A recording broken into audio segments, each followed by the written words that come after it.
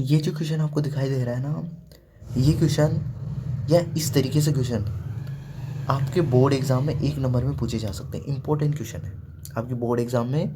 जो कक्षा 10 की जो बोर्ड एग्जाम होती है उसमें गणित के पेपर में ये 1 नंबर में ऐसे क्वेश्चन पूछे जा सकते हैं। ठीक है, तो आपको इसका जो सॉल्यूशन है इसको हल कैसे करेंगे उसको अच्छे से समझना है। ठीक है, अब देखो ये क्वेश्चन है अपना, इसका आंसर करते हैं अपन। देखो इसमें क्या बोला गया है, एक्स अक्ष पर स्थित किसी बिंदु की कोटि होगी। ठीक है, अब देखो सबसे पहले तो बना लो, ये अपना वाई एक्स होता है।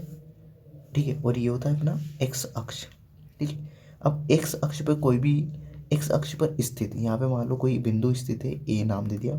ठीक है, स्थित किसी बिंदु की कोटि होगी। अब देखो एक्स अक्ष पे ध्यान रखना, कोई भी बिंदु है तो उसके जो कोऑर्डिनेट होते हैं, उसके निर्देशांक होते हैं, उसमें वाई का जो मान होता है वो क्या होता है, 0 होता है।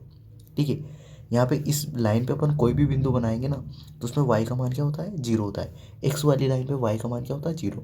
एक्स का मान तो यहाँ पे कुछ भी हो सकता है, जैसे ए बिंदु दे रखा तो ए मान है। ठीक है, अब देखो तो ये एक्स अक्ष पे कोई बिंदु अपनों ने ले लिया ए, ए जिसके निर्देशांक ए कोमा 0, क्योंकि अपनों को पता है एक्स अक्ष पे वाई का मान कितना होता है, 0।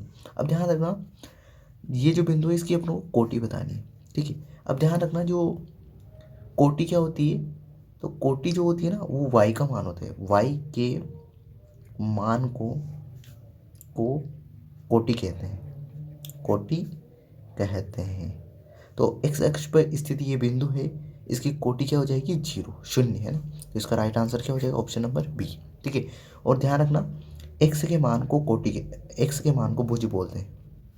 ध्यान रखना एक्स का मान, इधर लिख देता हूँ, एक्स के मान को भुज कहते हैं, भुज कहते हैं। ठीक है, तो एक्स के मान को तो भुज कहते हैं और वाई के मान को क्या बोलते हैं, कोटि। तो इसका राइट आंसर हो जाएगा ऑप्शन नंबर बी, शून्य।